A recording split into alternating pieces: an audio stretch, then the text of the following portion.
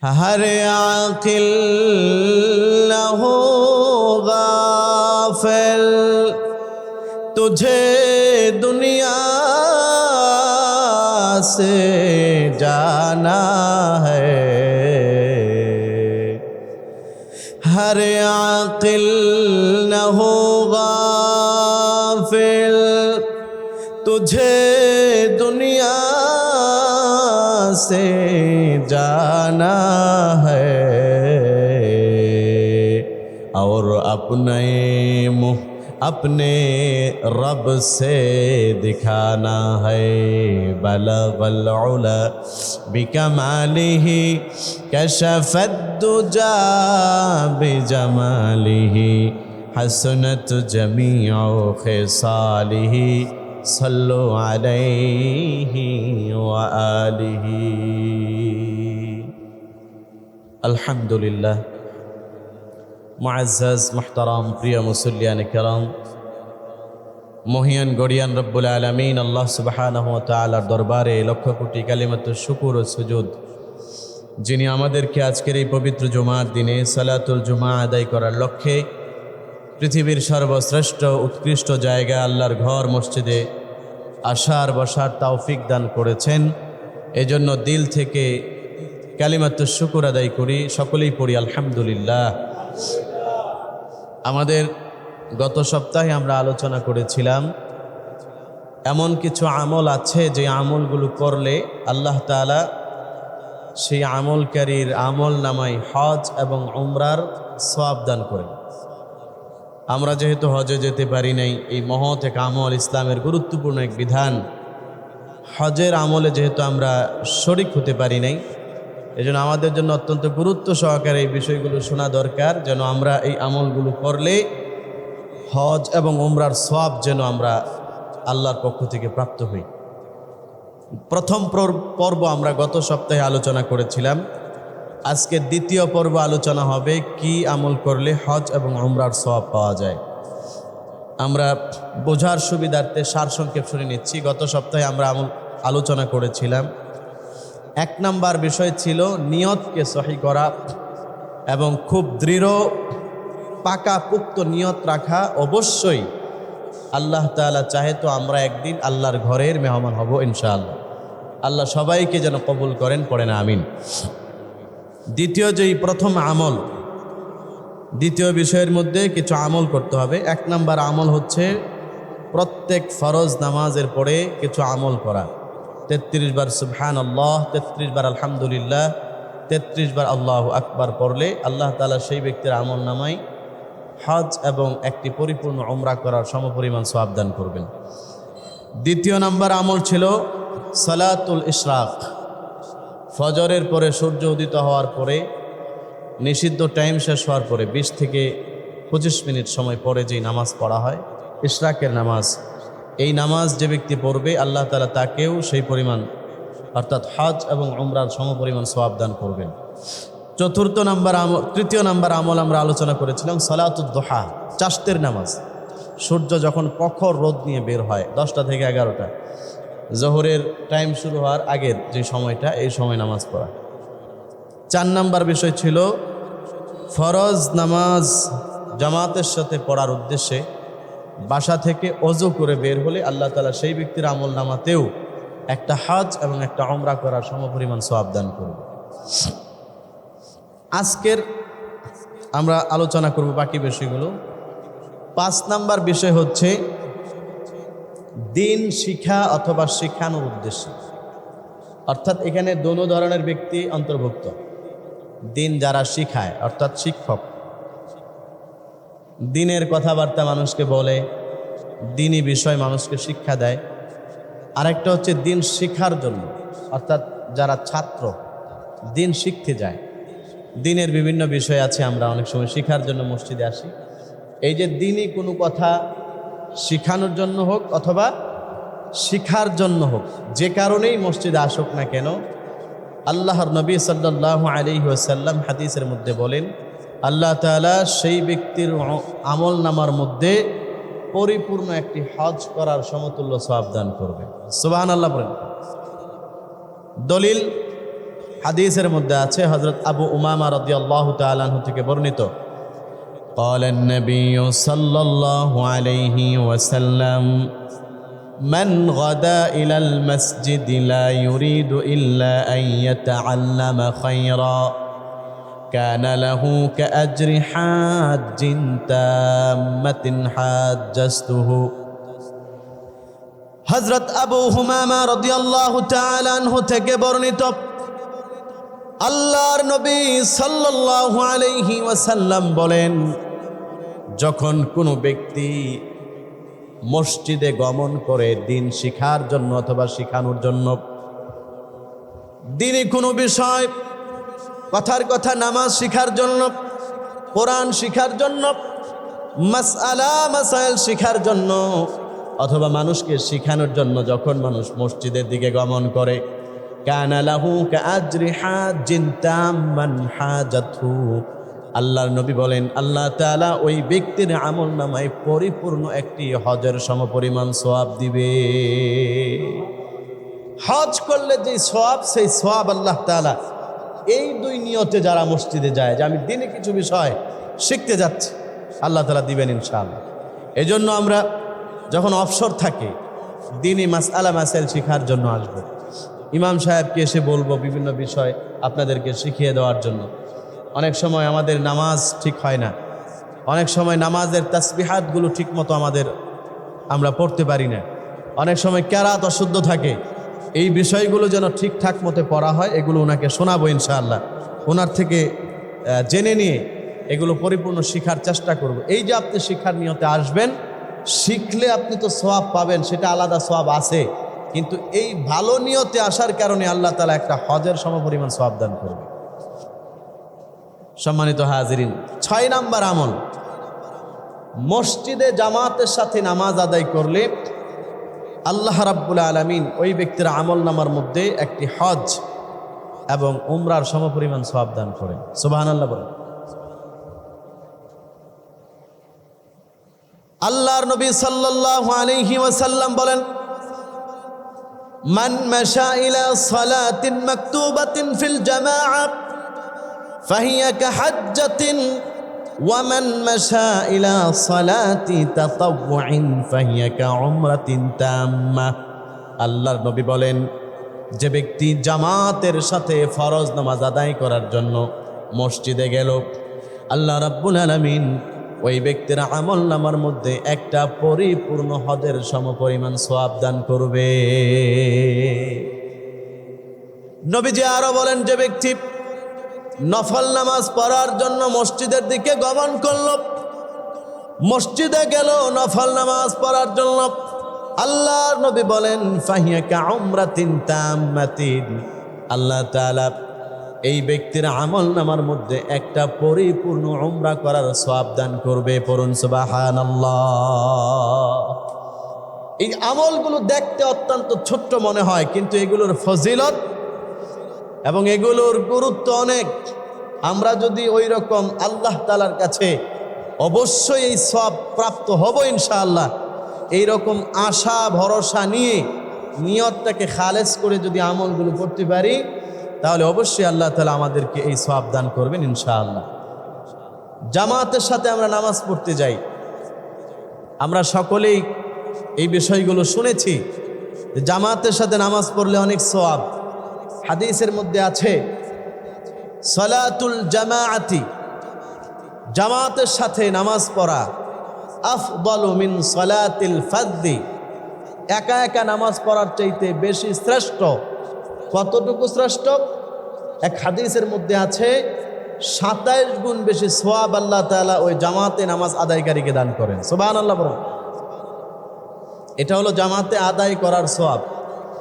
আর আপনি যখন জামাতের সাথে নামাজ আদায় করার উদ্দেশ্যে বাড়ি থেকে বের হবেন, আল্লাহ তাআলা তখনই আপনার আমলনামার মধ্যে একটা হজের সমপরিমাণ সওয়াব দান করে দিবেন ইনশাআল্লাহ।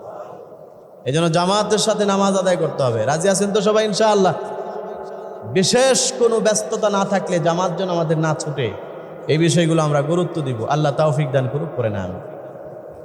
7 নাম্বার বিষয়, জুমার নামাজে উপস্থিত হওয়া। সপ্তাহের সর্বশ্রেষ্ঠ দিন হচ্ছে জুমার দিন। হাদিসের মধ্যে আছে, নবীজি সাল্লাল্লাহু আলাইহি ওয়াসাল্লাম বলেন, খায়রু ইয়াউমিন তালাআত আলাইহিস শামসু ইয়াউমুল জুমআ।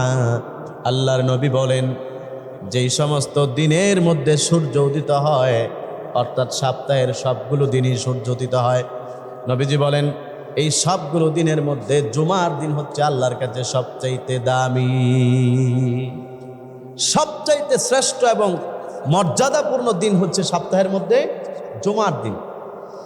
এই জুমার দিনের মধ্যে আল্লাহ তাআলার কাছে ইবাদতগুলোর দাম এবং মর্যাদা বেশি।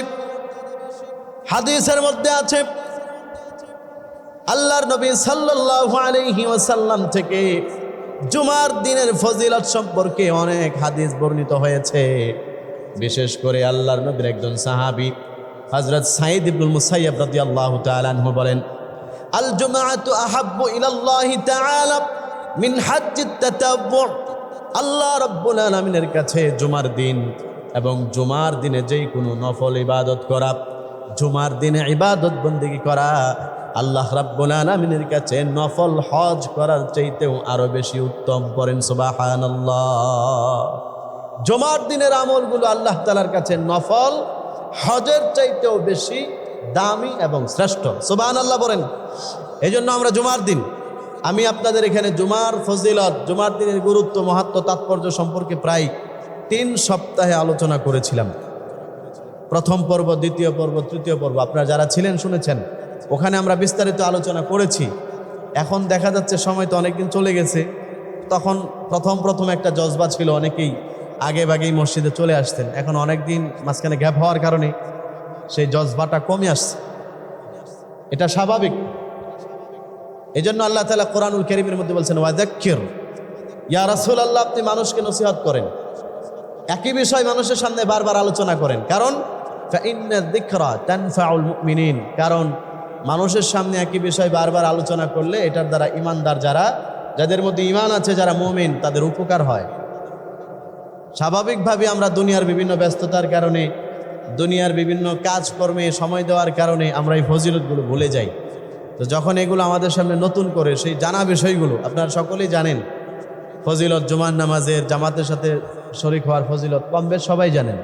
কিন্তু যখন এগুলো নতুন করে আলোচনা হয়, এই তাসবিহ তাহলিলের আলোচনাগুলো যখন নতুন করে হয়, তখন নিজের মধ্যে একটা উদ্যমতা তৈরি হয়, আমলগুলো করার একটা স্পৃহা নতুনভাবে তৈরি হয়। এটার কারণে আপনার আমলের প্রতি জজবা তৈরি হবে, একটা মজা আমলের প্রতি লাগা শুরু হবে। এজন্য আল্লাহ তাআলা একই আলোচনা নবীজিকে উম্মতের সামনে বারবার করার ব্যাপারে আদেশ করেছেন। এই জন্য আপনাদেরকে আবারও স্মরণ করিয়ে দিচ্ছি, জুমার দিন ফজিলতপূর্ণ দিন, গুরুত্বপূর্ণ দিন। অনেকের অফিস ছুটি থাকে, অনেকের একটু ব্যস্ততা কম থাকে। যাদের সুযোগ থাকে, সুযোগটাকে কাজে লাগানো। সপ্তাহের পুরা দিনগুলো আমাদের এতটুকু কাজে লাগানো সম্ভব হয় না। অনেকে অফিসের ব্যস্ততার কারণে, সাংসারিক ব্যতিব্যস্ততার কারণে মসজিদে ঠিকঠাক মতো আমরা যেতে পারি না, আগে ভাগে যাওয়া সম্ভব হয় না। কিন্তু মসজিদ যেহেতু জুমার দিন আমাদের সুযোগ থাকে, যার সুযোগ যতটুকু আছে, দিনের আমলে, দিনের পুঁজিকে, আমার আখেরাতের পুঁজিকে ভারী করার জন্য যতটুকু সম্ভব বেশি থেকে বেশি কাজে লাগানোর চেষ্টা করব ইনশাআল্লাহ। এই জন্য সামনের সপ্তাহ থেকে আমরা জুমার নামাজে আরও বেশি আগে চলে আসবো। রাজি আছেন তো ইনশাআল্লাহ? আল্লাহ সবাইকে তৌফিক দান করুক, করে না আমি। 8 নম্বর আমল, এশার নামাজ এবং ফজরের নামাজ জামাতের সাথে আদায় করলে আল্লাহ তাআলা ওই ব্যক্তির আমল নামার মধ্যে একটা উমরার সমপরিমাণ সওয়াব দান করেন। সুবহানাল্লাহ বলেন। হযরত উকবা ইবনে আব্দুল গফির রাদিয়াল্লাহু তাআলা আনহু বলেন, সালাতুল ইশাই ফি জামাআতিন তা'দিলু কাহাজ্জাতিন ওয়া সালাতুল গাদি ফি জামাআতিন তা'দিলু কাউমরাতিন। এশার নামাজ জামাতের সাথে আদায় করলে আল্লাহ রাব্বুল আলামিন ওই ব্যক্তির আমল নামার মধ্যে একটা হজ করার সমপরিমাণ সওয়াব দান করবে। আর যে ব্যক্তি ফজরের নামাজ জামাতের সাথে আদায় করবে, আল্লাহ রাব্বুল আলামিন ওই ব্যক্তির আমল নামার মধ্যে একটা উমরা করার সমপরিমাণ সওয়াব দান করবে। পড়ুন সুবহানাল্লাহ। আরও বিভিন্ন ফজিলতের কথা হাদিসের মধ্যে আছে এশার নামাজ এবং ফজরের নামাজ জামাতের সাথে পড়লে। ভিন্ন এক হাদিসে আছে, আল্লাহর হাবিব সাল্লাল্লাহু আলাইহি ওয়াসাল্লাম বলেন, যে ব্যক্তি এশার নামাজ জামাতের সাথে আদায় করবে, আল্লাহ তাআলা তাকে অর্ধেক রাত পর্যন্ত যদি সে ঘুমিয়েও থাকে নফল ইবাদত করার সমপরিমাণ সওয়াব দান করবেন। আর যে ব্যক্তি ফজরের নামাজ জামাতের সাথে আদায় করবে, অর্থাৎ এশার নামাজও জামাতের সাথে, ফজরের নামাজও জামাতের সাথে আদায় করবে, এই দুই নামাজ জামাতের সাথে পড়ার কারণে সারা রাত যদি সে ঘুমিয়েও থাকে, তারপরেও আল্লাহ তাআলা এই সারা রাত জেগে জেগে নফল ইবাদত করলে, নফল ইবাদত বন্দেগী করলে যেই পরিমাণ সওয়াব হতো, আল্লাহ তাআলা সেই পরিমাণ সওয়াব এই আমলকারীর আমল নামার মধ্যে দান করবেন। পড়ুন সুবহানাল্লাহ। এই জন্য আমরা এশার নামাজ এবং ফজরের নামাজ জামাতের সাথে পড়ার চেষ্টা করব অবশ্যই ইনশাআল্লাহ। আমরা সবাই চাই না যে আমরা সারা রাত ঘুমায়া থাকলেও আমল নামার মধ্যে যেন তাহাজ্জুদের সওয়াব আসে, এটা সবাই চাই না আমরা? এটা তো সবাই চাই। এটা যদি চান তাহলে অবশ্যই এশার নামাজ জামাতে পড়তে হবে, ফজরের নামাজ জামাতের সাথে পড়তে হবে। এখন আমাদের দেখা যায় এশার টাইমে অনেকে কোনো রকম জামাতের সাথে পড়ার চেষ্টা করলেও ফজরের টাইম আমাদের ঘুমের কারণে চলে যায়, অথবা ঘুম থেকে উঠতে লেট হওয়ার কারণে অনেকে আমরা ফজরের জামাতে শরিক হতে পারি না। এটা আমাদের জন্য অত্যন্ত দুঃখজনক এবং অত্যন্ত পরিতাপের একটা বিষয়। এজন্য আমরা সবাই খুব চেষ্টা করব যেন জামাতের সাথে অবশ্যই ফজরের নামাজ আদায় করতে পারি। আল্লাহ তৌফিক দিন। পড়ে না আমি 9 নাম্বার যেই আমলটুকু আমরা যদি করি তাহলে আল্লাহ তাআলা আমল নামায় হজ এবং উমরার সমপরিমাণ সওয়াব দান করবে, সেটা হচ্ছে আল্লাহ তাআলার সন্তুষ্টির জন্য বাবা মায়ের খেদমত করা। আমরা সকলেই জানি এই পৃথিবীতে অত্যন্ত গুরুত্বপূর্ণ একটা বিষয় হচ্ছে বাবা মায়ের সেবা করা। কোনো মানুষ যদি তার বাবা মায়ের সেবা করে, বাবা মার খেদমত যদি কোনো মানুষ করে, আল্লাহ তাআলা সেই ব্যক্তিকে দুনিয়া এবং আখিরাত উভয় জাহানের পরিপূর্ণ সফলতা দান করবেন ইনশাআল্লাহ। আমরা অনেক সময় মনে করি যে আমাদের বাবা মায়ের সেবা যদি আমরা করি, তাদের পিছনে যদি আমাদের অর্থ ব্যয় হয়, আমাদের টাকাগুলো যদি ব্যয় হয়, তাহলে মনে হয় আমাদের টাকা কমে যাচ্ছে। বাহ্যিক দৃষ্টিতে এমনই মনে হওয়াটাই স্বাভাবিক, কিন্তু আমাদেরকে মনে রাখতে হবে যে বাবা মায়ের পিছনে আপনি যেই টাকা পয়সাগুলো ব্যয় করবেন, আল্লাহ তাআলা এটার বিনিময়ে এর চাইতে আরো কয়েক গুণ বেশি সম্পদ আপনাকে আল্লাহ তাআলা কোনো না কোনোভাবে মালিক বানিয়ে দেবে ইনশাআল্লাহ। এই বিশ্বাস সবার আছে তো ইনশাআল্লাহ? বিশ্বাস রাখেন, ইনশাআল্লাহ হবে। হয়তো আপনি এখন পাচ্ছেন না, 2 দিন পরে পাবেন। কিভাবে হবে আপনি কল্পনা করবেন না। কারণ হাদিসের মধ্যে আছে, আল্লাহ রাসূল সাল্লাল্লাহু আলাইহি সাল্লাম বলেন, যে ব্যক্তি চায় তার হায়াত লম্বা হোক, যে ব্যক্তি চায় তার সম্পদ বেড়ে যাক, এই যে 2টা অফার, এইটা পৃথিবীর এমন কোনো মানুষ নাই যারা চায় না। দুনিয়াতে বেশি দিন বেঁচে থাকতে চায়, হায়াত লম্বা হোক, এটা এখানে যারা আছি আমরা সবাই চাই না? মাথা লড়ায় না মুখে বলেন, চাই কি চাই না? সবাই চাই। একজন অসুস্থ রোগী, কিডনি ড্যামেজ হয়ে গেছে, লিভার ক্যান্সার হয়ে গেছে, ব্লাড ক্যান্সার, তারপরেও যদি তাকে জিজ্ঞেস করেন যে আপনি দুনিয়াতে বেঁচে থাকতে চান, সে বলবে হ্যাঁ চাই। যদি বলেন যে আপনার তো হায়াত মনে হয় শেষ হয়ে আসতেছে, বেশি দিন বাঁচতে পারবেন না, তো তাকে যদি বলেন যে অমুক জিনিসের বিনিময়ে তুমি 5 বছর বেশি দুনিয়াতে থাকতে পারবে, তখন সেই লোকটা সর্বাত্মক চেষ্টা করবে যে আমার বাড়ি গাড়ি সম্পদ যা আছে সব দিয়ে হলেও দুনিয়াতে আর 5 বছর বেশি থাকতে চাই। এটা সবাই চায়। এইগুলো 1 নাম্বার। 2 নাম্বার, যে ব্যক্তি চায় তার সম্পদ বাড়ুক, টাকা পয়সা ব্যাংক ব্যালেন্স বেশি হোক, এটা সবাই চায়। টাকা দুনিয়ার সবাই চায়, আমিও চাই, আপনারাও চান। আমিও চাই আমার কোটি কোটি টাকা হোক, আপনারাও চান আপনাদের কোটি কোটি টাকা হোক। এমনকি যে পাগল, মোটামুটি মাথা ঠিক আছে আর কি, অর্ধেক পাগল, তার অন্তরের মধ্যেও দেখবেন টাকার একটা মহব্বত আছে, সেও চায় তার টাকা হোক। এরকম আছে না নাই? আছে। টাকার মহব্বত এটা সবাই চায়। আল্লাহর নবী বলেন, আমার উম্মতেরা, যারা চাও তুমি দুনিয়াতে বেশি দিন বেঁচে থাকবা, যারা চাও তোমার সম্পদ বেশি হোক, আমি তোমাদেরকে বলে দিচ্ছি দুইটা কাজ করতে হবে। এক নাম্বার, তুমি তোমার বাবা মায়ের সেবা করো। দুই নাম্বার, আত্মীয়তার সম্পর্ক টিকায় রাখো। দুইটা কাজ। এক নাম্বার, বাবা মায়ের সম্পর্ক, বাবা মার খেদমত করা, বাবা মার পিছনে টাকা পয়সা ব্যয় করা, সম্পদ বাড়বে। দুই নাম্বার, আত্মীয়তার সম্পর্ক টিকায় রাখা। আত্মীয়তার সম্পর্ক কি? নিজের ভাই বোন, চাচা, মামা, ফুফু, এদেরকে খোঁজখবর রাখা, এদের সাথে সুসম্পর্ক রাখা, এদের বিভিন্ন প্রয়োজন পূরণ করা, এদেরকে মাঝে মধ্যে অর্থনৈতিকভাবে সহযোগিতা করা। এই যে সহযোগিতাগুলো, এই বিষয়গুলো করলে বাহ্যিকভাবে মনে হবে যে আমাদের টাকা সম্পদ কমে যাচ্ছে, কিন্তু আল্লাহর নবী সাল্লাল্লাহু আলাইহি ওয়াসাল্লাম বলেন, আল্লাহ তাআলা ওই ব্যক্তির আমল নামায় এমন বেশি সওয়াব দিবে যেটা কল্পনা করার মতো না। এবং সবচাইতে বড় পুরস্কার যেটা সে দুনিয়াতেই পেয়ে যাবে, সেটা হচ্ছে আল্লাহ তাআলা তার হায়াতের মধ্যেও বরকত দিয়ে দিবেন, সে বেশি দিন দুনিয়াতে বেঁচে থাকবে। দুই নাম্বার, আল্লাহ তাআলা তার ধন সম্পদকেও বাড়াইয়া দিবে ইনশাআল্লাহ। ফজিলত তো সবাই শুনছি, আগেও মনে হয় একবার শুনছিলাম, শোনাইছি, কিন্তু সবাই মনে হয় এটা আমলে বাস্তবায়ন করে না। আমরা অনেকেই আত্মীয়তার সম্পর্ক ঠিক রাখা, বাবা মায়ের পিছনে টাকা পয়সা ব্যয় করাটাকে মনে করি টাকা কমে যাচ্ছে, কিন্তু এই চিন্তাটা মাথা থেকে ঝেড়ে ফেলে দিয়ে আল্লাহর প্রতি বিশ্বাস রাখবো যে না, নবীজি যেহেতু হাদিসে বলেছেন, তাহলে পৃথিবীর সব কিছু মিথ্যা হতে পারে, কিন্তু এটা মিথ্যা না, এটা সত্য, অবশ্যই এটা হবে ইনশাআল্লাহ। এবং এটা পরীক্ষিত আমল। এজন্য বাবা মায়ের সেবা এবং আত্মীয়তার সাথে সুসম্পর্ক রাখবো। আল্লাহ তৌফিক দান করুক, করেন আমিন। সম্মানিত হাজিরিন, যেই কথা বলছিলাম, 9 নাম্বার আমল, হজ এবং উমরার সমপরিমাণ সওয়াব যদি আপনি পেতে চান, তাহলে বাবা মা এই দুইজনের খেদমত করা।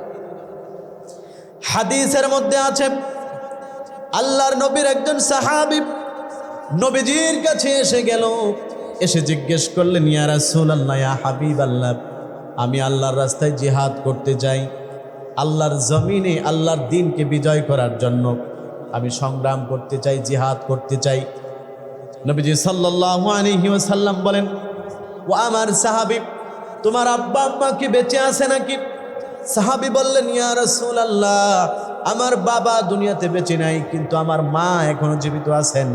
আল্লাহর নবী তখন বললেন, শোনো, তুমি তোমার মায়ের সেবা করো এবং আল্লাহ তাআলার সাথে সুসম্পর্ক রাখো। কেন এটা করবা? নবীজি বলেন, ফাইন্নাকা ইযা ফাআলতা যালিকা ফাআনতা হাজ্জুন ওয়া মু'তামিরুন ওয়া মুজাহিদুন। যখন তুমি তোমার মায়ের সেবা করবে, তোমার মা যখন তোমার উপর সন্তুষ্ট হয়ে যাবে, আল্লাহ রাব্বুল আলামিন তোমার আমল নামার মধ্যে হজ করলে যেই সওয়াব হতো, উমরা করলে যেই সওয়াব হতো, এবং আল্লাহর রাস্তায় জিহাদ করলে, আল্লাহর রাস্তায় জিহাদ যারা করে মুজাহিদদের আমল নামার মধ্যে যেই সওয়াব হতো, মা যদি সন্তুষ্ট হয়ে যায়, আল্লাহ তাআলা আমল নামার মধ্যে সেই পরিমাণ সওয়াব দান করে দিবে। এই জন্য মা বাবার সেবা করলে আল্লাহ তাআলা হজ এবং উমরার সওয়াব দিবে, সাথে সাথে দুনিয়াতে সম্পদ বাড়বে, হায়াত বাড়বে।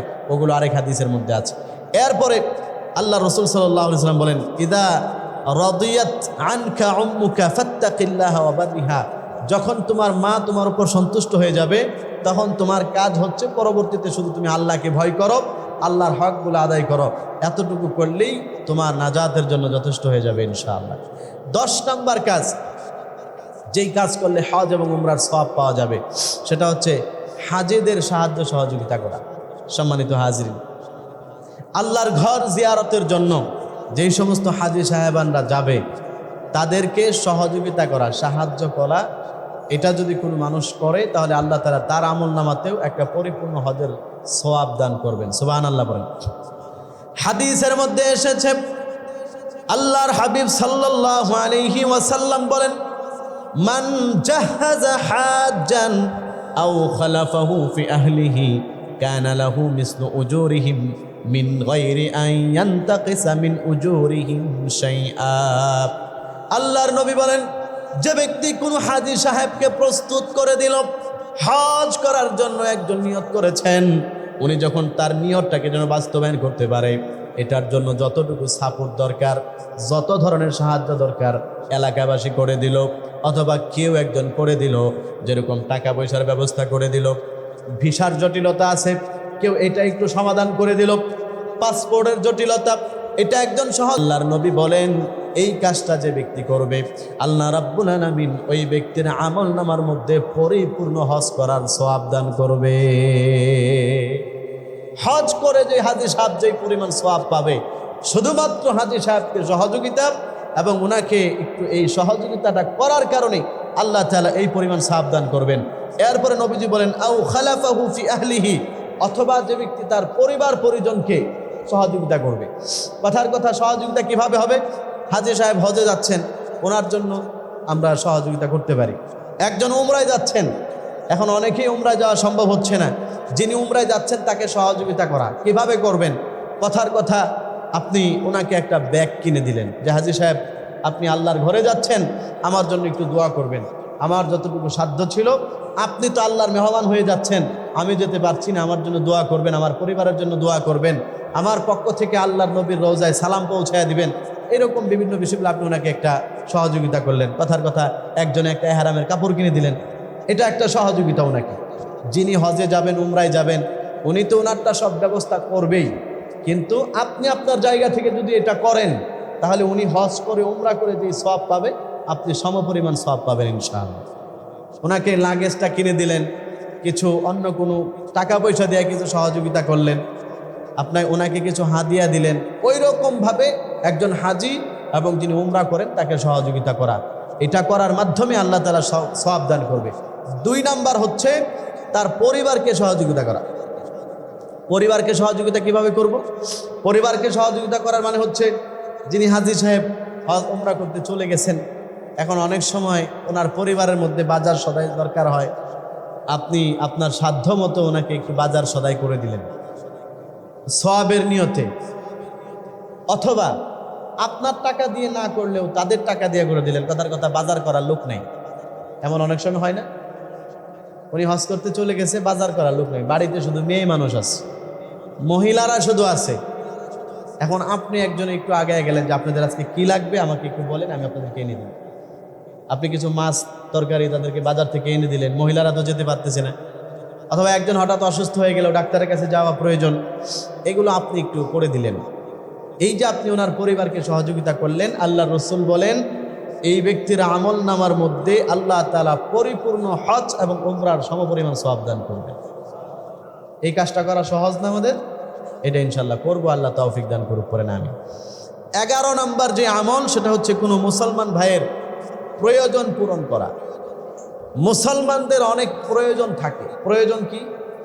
মানুষের প্রয়োজন খাদ্য, বাসস্থান, চিকিৎসা, এগুলো হচ্ছে মৌলিক অধিকার একজন মানুষের। এরপরে শিক্ষা আছে।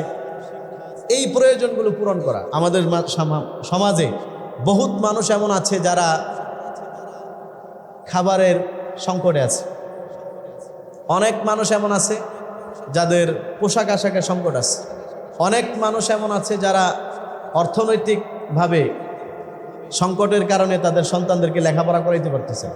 তো আপনি এই যে তার প্রয়োজনটা পূরণ করে দিলেন, এটার বিনিময়ে কি হবে?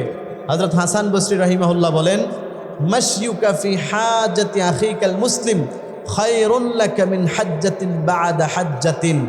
তুমি তোমার কোনো মুসলমান ভাইয়ের যেই কোনো একটা প্রয়োজনকে পূরণ করে দেওয়া নফল হজ করার চাইতেও আল্লাহর কাছে বেশি পরিমাণ সওয়াবের আশা রাখে ইনশাআল্লাহ। একজন মানুষের হজ ফরজ, হজ জীবনে একবার ফরজ, একবার যখন হজ করে ফেললো তখন পরবর্তীতে যত হজ করবে সবগুলো নফল।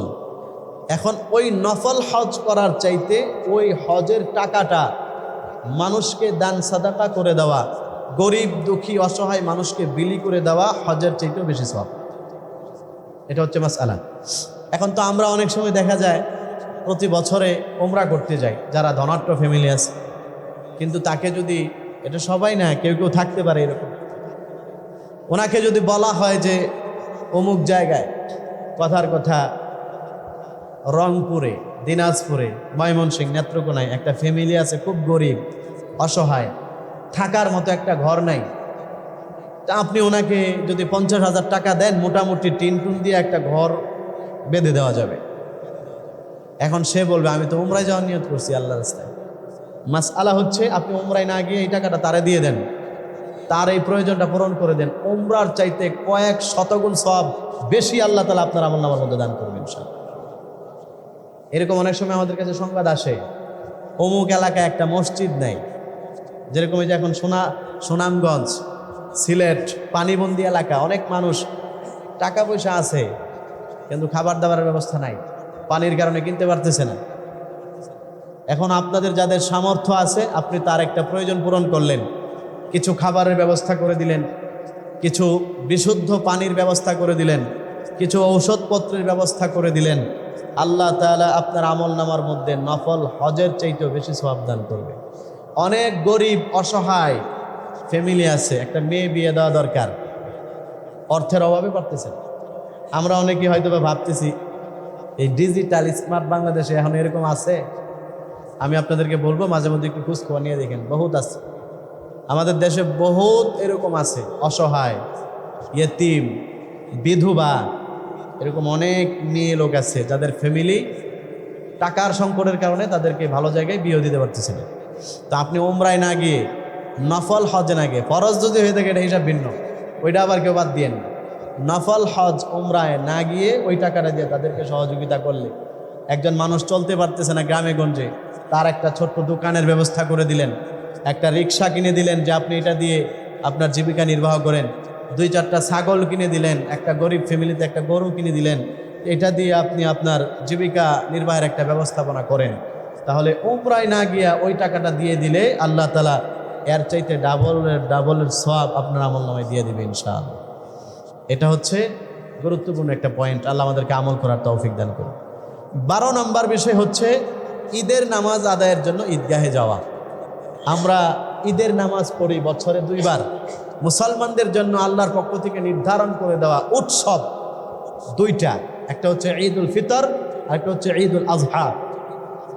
এটা যদি কোনো মানুষ করে তাহলে তার আমলনামার মধ্যে একটা উমরা এবং একটা হজের সমপরিমাণ সওয়াব দান করা হয়। সুবহানাল্লাহ বলেন। হযরত ইমাম রজব রাহিমাহুল্লাহ বলেন, وقال بعض الصحابة الخروج إلى العيد يوم الفطر يعدل عمرة ويوم الأضحى يعدل حجة। আল্লাহর নবীর সাহাবায়ে কেরাম রাদিয়াল্লাহু তাআলা আনহুম আজমাইন ওনারা বলতেন ঈদের নামাজ পড়ার জন্য, ঈদুল ফিতরের দিন জামাতের নামাজ পড়ার জন্য, ঈদের নামাজ পড়ার জন্য বের হয়ে যাওয়া, আল্লাহ তাআলা তাদের আমলনামায় একটা উমরার সমপরিমাণ সওয়াব দান করবে। আর যারা ঈদুল আজহা, কুরবানির ঈদ জামাতের সাথে মাঠে পড়ার জন্য বের হয়ে যায়, আল্লাহ তাআলা তাদের আমলনামায় একটা হজ করার সমপরিমাণ সওয়াব দিবে। সুবহানাল্লাহ বলেন। এখন এই 2 ক্ষেত্রে আমাদের অনেক গাফলতি আছে, অনেক গাফলতি। আমরা সারা বছর ব্যবসা বাণিজ্য করি, চাকরি বাকরি করি, আমাদের মুসলমানদের জন্য আল্লাহ তাআলার পক্ষ থেকে বড় উৎসব ঈদ, আনন্দের দিন 2টা। এই 2 ঈদের দিনেও আমাদের অনেকের ব্যস্ততা আছে, এত বেশি ব্যস্ততা যে জামাত শুরু হইতেছে তখন দৌড়াইয়া গিয়া কোনো রকম হাজির হয়। এটা কেন বললাম? আমি তো ঈদের মাঠে নামাজ পড়াই আলহামদুলিল্লাহ, সোনারগাঁও দড়িকান্দি কেন্দ্রীয় ঈদগাহ। আপনাদের এখানে আসার আরও অনেক আগে থেকেই পড়াই, 5 বছর শেষ হয়ে গেছে। তো ওখানে দেখলাম এইবারও কোরবানিতে রোজার ঈদে জামাত ছিল 8:30টায়। বারবার বলে দিছি যে কোরবানি ঈদে জামাত 8টায় হবে, সবাই আগে ভাগে চলে আসবেন। অনেক মুসল্লি হয়, 13টা গ্রাম আর 22টা মসজিদ মিলে একটা মাঠ। মাঠের ডানে বামে প্রায় 3 কিলো পর থেকেও লোকজন আসে, 10-15 হাজার প্লাস, 160 শতক জায়গা নিয়ে মাঠ, অনেক বড় মাঠ। তো ওখানে লোকজনকে বললাম আগে ভাগে চলে আইছেন যেন আমরা টাইম মতো নামাজটা পড়তে পারি। কিন্তু এই 5 বছরে কোনোদিন যখন নামাজের টাইম দাঁড়াইতে পারিনি, মিনিমাম আধা ঘন্টা লেট হয়েছে। রোজার ঈদে ছিল 8:30টায়, দাঁড়াইছি 9:10, প্রায় 40 মিনিট পরে। কারণ কি? বয়ান তো শুরু করছি ঠিকই 8টার সময়, এই 7:30টায়, 1 ঘন্টা আগে। কিন্তু 7:30টার সময় মুসল্লি ছিল 2-3 কাতার। মুসল্লি হয় 10-15 হাজার, আসতে সম্ভবত 100 সর্বোচ্চ। আর বাকিগুলো যখন নামাজ শুরু হয় তখনও দেখি অনেকে দৌড়াইতেছে, আসতেছে। এবারও সেম অবস্থা দেখলাম কোরবানি ঈদে। নামাজ দাঁড়াইছি প্রায় 20-25 মিনিট পরে। লাস্টে সভাপতি সাহেব দাঁড়াইয়া সময় চাইছেন যে আপনাদের কাছে লোকজন যেহেতু এখন আসে নাই, 20 মিনিট সময় চাই, আমরা 20 মিনিট পরে নামাজ দাঁড়াবো। 8টায় দাঁড়ানোর কথা, সেই জায়গায় পরে 8টা 25-এ দাঁড়াইছি, 25 মিনিট পরে। তাহলে এই আমার অভিজ্ঞতা থেকে বলতেছি, আপনাদের এই ঈদগাহে কি হয় জানি না, টাইম মতো পড়েন শহরের মানুষ, কিন্তু যারা গ্রামে গঞ্জে বিভিন্ন জায়গায় আমরা এরকম দেখছি, সকালবেলা ঈদের দিন গরু জবাই করে, ওর গরু কাটাকাটি করতে করতে ওই দিক দিয়ে ঈদের নামাজ যায়, তার খবর নেই। অথচ যারা হিন্দুদের দুর্গাপূজা 3 দিন 4 দিন ব্যাপী হয়, ওই 3 দিন 4 দিন ওদের ব্যবসা বাণিজ্য সব বন্ধ, দোকানপাট সব বন্ধ। আমাদের বাড়ির পাশে মন্দির আছে, আমার গ্রামের বাড়ি যেখানে, একদম বাড়ির পাশেই মন্দির, হিন্দুদের বড় মন্দির ওই এলাকার। ওইখানে মাগরিবের নামাজের পর থেকে হিন্দুরা তাদের উৎসব শুরু করে দেয়, কীর্তন শুরু হয়, নামাজের টাইমে বিরতি দেয়। তো তাদের যে রাতের বেলা তাদের যে আনন্দ উৎসব, ওদের ধর্মীয় রীতিনীতি অনুযায়ী ওরা যা করে, নাচানাচি করে, যা যেগুলো করে, ওদের সেই আনন্দ উৎসবগুলো ওরা সারাদিন করে। ওইখানে আমাদের মুসলমানরা একদম উপচে পড়া ভিড়, হিন্দুর চাইতে বেশি মুসলমান। কিন্তু ঈদের দিন মুসলমান ঠিক মতো নামাজই যায় না। এটা কত বড় একটা লজ্জাজনক বিষয়। ঈদের দিন সকালবেলা দোকান খোলা, কাজকর্ম করতেছে, নামাজ শেষ, ডাকতেছে হুজুরে ভাই আসেন নামাজটা পড়ে যান, মাইক দিয়ে ঘোষণা করতেছে আসেন নামাজটা পড়েন, জামাত আর 10 মিনিট আছে, দাঁড়ায় গেলাম, আয়েন, কামায় না, দৌড়াইতেছে। এই জন্য আল্লাহ রসুল হাদিসের মধ্যে বলেছেন, ঈদের নামাজের দিন আগে ভাগে বের হয়ে যাওয়া। ঈদের দিনের কিছু সুন্নত আছে, আমি রমজান মাসে আপনাদেরকে শুনিয়েছিলাম 14টা সুন্নত। এর মধ্যে একটা সুন্নত হচ্ছে আগে ভাগে ঈদগাহে চলে যাওয়া, ফজরের পর সম্ভব হলে চলে যাওয়া। আলহামদুলিল্লাহ শহরে অনেকাংশে এইগুলো আদায় হয়। যেরকম বিভিন্ন জায়গায় এই বছর 7টার সময় ঈদের নামাজ পড়ে ফেলছে, 5টার সময় হচ্ছে ফজরের জামাত শেষ হয়েছে, অনেক জায়গায় 6:30টাও পড়ে ফেলছে। কিন্তু এমনও গ্রামে গঞ্জে মসজিদ আছে, যেরকম আমাদের গ্রাম, ওইখানে জামাত হয়েছে এইবার 10টায়, ওই ঈদুল আজহার জামাত। তার মানে আপনাদের গাজীপুরে গরু জবাই করার পরে মোটামুটি আর আমগো এলাকার নামাজই হয় না। আর ঈদের নামাজ পড়ে ঈদুল ফিতর, যেটা রোজার ঈদ, ওই নামাজ পড়ে আগে পড়তো 11:30টায়, এখন বুঝাইতে 10:30টায় আসছে। এরপরও মুসল্লিদেরকে ঠিক মতো পাওয়া যায় না, দৌড়াইতে দৌড়াইতে হাজির হয়। এই জন্য আল্লাহ রসুল বলছেন, তোমরা আগে ভাগেই ঈদগাহে চলে যাবে। কি হবে? আল্লাহ তাআলা ঘর থেকে যখন বের হবে, তোমার আমল নামার মধ্যে একটা হজ এবং একটা উমরা করার সমপরিমাণ সওয়াব দান করবেন। আমি এই বছর শোনায়া দিলাম, আগামীতে যদি আপনারা বেঁচে থাকেন, আমরাও যদি বেঁচে থাকি, আমার তো যাইতেই হবে, আল্লাহ যদি বাঁচায় রাখে। নামাজ যেহেতু পড়ায়, আমার তো আগেই যাওয়া লাগে।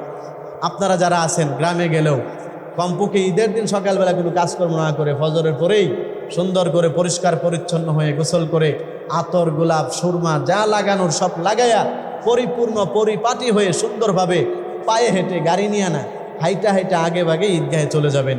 ঈদের দিনের এই সুন্নত আদায় করবেন। আল্লাহ সবাইকে তৌফিক দান করুক।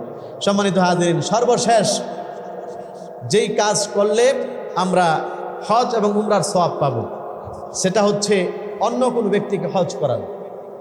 অনেক সময় অনেক মানুষ হজ করার সামর্থ্য আছে, কিন্তু একটা হচ্ছে হজ ফরজ হওয়া, আরেকটা হচ্ছে হজ আদায় ফরজ হওয়া। মাসআলা খুব ভালো করে বোঝেন।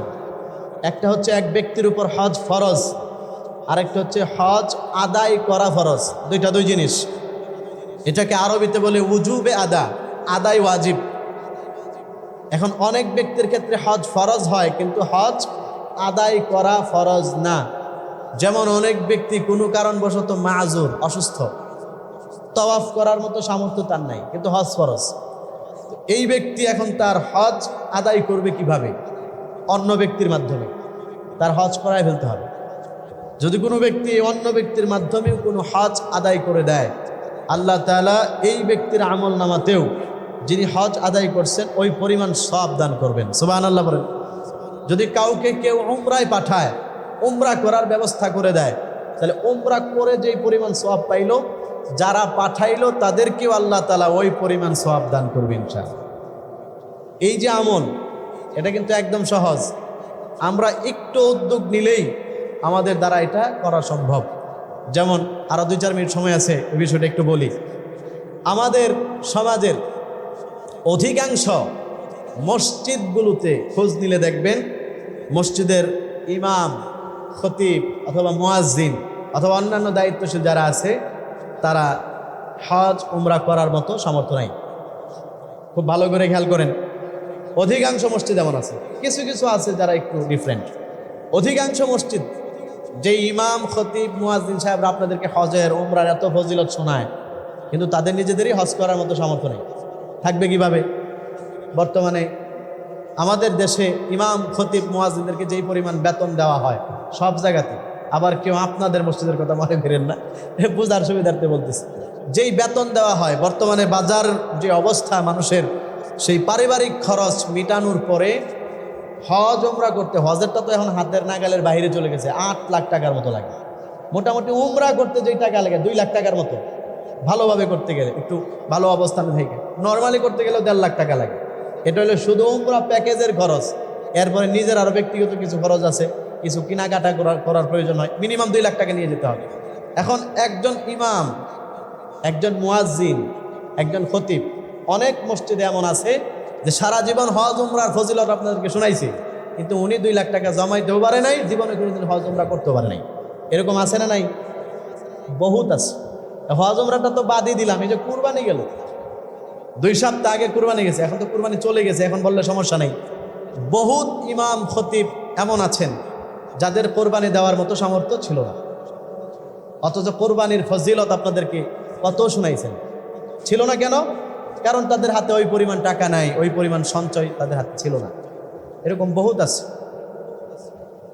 এখন এই ক্ষেত্রে একজন উমরায় যেতে পারলো না, মসজিদে যারা আছেন আপনারা যদি নিয়ত করেন, কথার কথা, যে আমরা এই বছর ইনশাআল্লাহ আমাদের ইমাম সাহেবকে উমরায় পাঠানোর ব্যবস্থা করি। কথার কথা ইমাম সাহেবকে বললেন যে আপনি 50,000 ব্যবস্থা করেন, আমরা 1 লাখ ব্যবস্থা করব। কিভাবে করবেন? একদম সহজ বিষয়। এখানে শুক্রবার দিন মুসল্লি আছেন অনেক অনেক মুসল্লি, সবাই যদি নিয়ত করেন যে আমাদের হুজুর এই বছর আপনি আল্লাহর ঘরটা দেখে আসেন, আপনি হজ করে আসেন, উমরা করে আসেন, আপনারা যদি 500 করে টাকা দেন, সবাই 100 মানুষ বা 200 মানুষ 500 করে টাকা দিলে 1 লাখ টাকা হয়ে যায়। কি বলেন, এটা কি সম্ভব কি সম্ভব না? আবার কেউ ভয় পায়েন না যে হুজুর নিয়ে আবার টেহা নেওয়া শুরু করে না। এটা হইলো আপনাদের সামনে একটা দিক তুলে ধরতেছি আমি। আমার আলহামদুলিল্লাহ ব্যক্তিগতভাবে করার এই সামর্থ্য আছে। কেউ ভয় পায়েন না যে হুজুর নিয়ে আবার কোন কাম করতেছে সামনের দিকে, ডরানের কোনো কারণ নাই। এটা হলো আমি আমার যুক্তিগুলো পেশ করতেছি। এখন আপনারা মুসল্লিরা যদি নিয়ত করেন 500 টাকা দেওয়া আপনাদের জন্য কোনো ব্যাপারই না, তাহলে এইখানে যে পরিমাণ মুসল্লি আছেন, আপনার মসজিদের ইমাম সাহেবকে উমরা না করে থাকার কথা? আরে কথা বলেন, যাওয়া সম্ভব কি না? সম্ভব। তাহলে আমরা কি পারি না এরকম একটা উদ্যোগ গ্রহণ করতে? এরকম সুন্দর মন মানসিকতা যদি থাকে যে সবাই 500 করে টাকা দিব, তাহলে 300 মুসল্লি 500 করে টাকা দিলে 1.5 লাখ। ইমাম সাহেব কাবা ঘর দেখে নাই, আল্লাহর ঘর জিয়ারত করে নাই, নবীর সামনে দাঁড়ায় সরাসরি সালাম দেয় নাই, এরকম হবে না ইনশাআল্লাহ। কিন্তু আমাদের মন মানসিকতার অভাব। সাথে সাথে আমাদের কি লাভ হবে? আমাদের লাভ হবে যেটা আল্লাহর ঘর দেখে আসলে, যেই ঘরের দিকে ফিরে আমরা নামাজ পড়ি, ওই ঘর দেখে আসার পরে যখন নামাজ পড়বে, সেই নামাজ আর একটা আমরা দেখি নাই, এই 2 নামাজ কখনোই একরকম হবে না। এই জন্য যারা হাজী সাহেব ওনারা যখন নামাজ পড়ে দাঁড়ায়, আল্লাহর ঘরের স্মৃতিগুলো যখন ভাসে অথবা ওগুলো যখন বলা হয়, অটোমেটিকলি তাদের চোখ দিয়ে ঝরঝর করে পানিগুলো পড়তে থাকে, কাবার দৃশ্যগুলো সামনে ভাসতে থাকে। এই জন্য এটা আমরা করতে পারি। আর ইমামের নামাজ যত সুন্দর হবে, ইমামের আমল যত সুন্দর হবে, আপনি মুসল্লির আমল তত সুন্দর হবে। অনেক সময় অনেক মুসল্লিরা মনে করি যে বেশি বেতন দিয়া ভালো খতিব, ভালো মানের আলেম, ভালো মানের ইমাম সাহেব রাখার দরকার কি, নামাজ তো পড়াইতে পারে এরকম একজন হইলেই হয়েছে। কিন্তু আপনাদেরকে মনে রাখতে হবে, আপনার ইমাম যত যোগ্য হবে, আপনার ইমাম যত বেশি জান্নেওয়ালা হবে, আপনার খতিব যত ভালো হবে, আপনি তত বেশি উপকৃত হবেন। আর ইমাম যত ইমাম সাহেব তো সম্মানিত মানুষ, কিন্তু একটা হচ্ছে খুব ভালো হওয়া, আর একটা হচ্ছে কোনো রকম নামাজ পড়াইতে পারে, কেরাত কোনো রকম সহি নামাজ পড়াইতে পারে। নামাজ পড়ানোর জন্য তো আপনি এক চিল্লা দিয়া মোটামুটি এখন বিভিন্ন জায়গায় কোরআন শরীফ শুদ্ধ করার ট্রেনিং পাওয়া যায় 40 দিনের। ওই জায়গায় ট্রেনিং দিয়ে যদি আপনি পারা মুখস্থ করেন, 30 পারাটা মুখস্থ করে নেন, অথবা 8-10টা সূরা মুখস্থ করেন, তাহলে এই লোকে দাড়ি টাড়ি রাইখা জব্বা টুব্বা লাগিয়ে নামাজ পড়ানো সম্ভব না? সম্ভব। কিন্তু ওনার পিছনে নামাজ পড়া আর একজন মুহাদ্দিস শাইখুল হাদিস, ওনার পিছনে নামাজ পড়া, দুইটাকে এক পাল্লায় মাপেন আপনি? যদি এক পাল্লায় মাপেন তাহলে বুঝতে হবে আপনি এখনো ঠিক মতো মুসল্লি হইতে পারেননি, আপনি এখনো মুসল্লির কাতারেই পড়েননি। দুইজনকে কখনোই এক পাল্লায় মাপা যাবে না। এই জন্য সবসময় চেষ্টা করতে হবে ভালোটা, আমরা ভালোটা নিব। নিজের ক্ষেত্রে যেরকম ভালোটার চিন্তা করি, মসজিদের ক্ষেত্রেও চিন্তা করব ভালোটা, ভালো ইমাম, ভালো খতিব, ভালো মানসম্মত মুয়াজ্জিন। এটার চিন্তা ফিকির যখন থাকবে, আপনার ধর্মীয় ক্ষেত্রে, এই ধর্মীয় উপাসালয়, এই মসজিদ, এটা যত উন্নত থাকবে, সমাজ তত উন্নত হবে। আপনার চিন্তা চেতনা মস্তিষ্ক তত বেশি উন্নত হবে, সমাজের মানুষ তত বেশি উপকৃত হবে, আল্লাহর রহমত আপনাদের প্রতি তত বেশি আসবে ইনশাআল্লাহ। এজন্য আমরা এই আমলগুলো যেন করতে পারি, আল্লাহ তৌফিক দান করুক। সর্বশেষ, রমজান মাসে যদি কোনো ব্যক্তি উমরা করে, আল্লাহ তাআলা তাকে নবীজির সাথে হজ করার সমপরিমাণ সওয়াব দান করবেন। সুবহানাল্লাহ বলেন। হাদিসে আছে, কেউ যদি রমজান মাসে উমরা করে, নবীজি বলেন সে যেন আমি নবীর সাথে হজ করব, নবীর সাথে হজ করার সমপরিমাণ সওয়াব পাবে। এই জন্য সম্মানিত হাজিরিন, এই সংক্ষিপ্ত সময়ে আপনাদেরকে 14টা আমলের কথা শোনালাম। এই 14টা আমল আমরা আমাদের সামর্থ্য অনুযায়ী করার চেষ্টা করব। আল্লাহ তাআলা সবাইকে তৌফিক দান করুক এবং সবাইকে জীবনে একবার হলেও আল্লাহ তাআলা সরাসরি হজ অথবা উমরা করার তৌফিক দান করুক। সকলে পড়েন আমিন।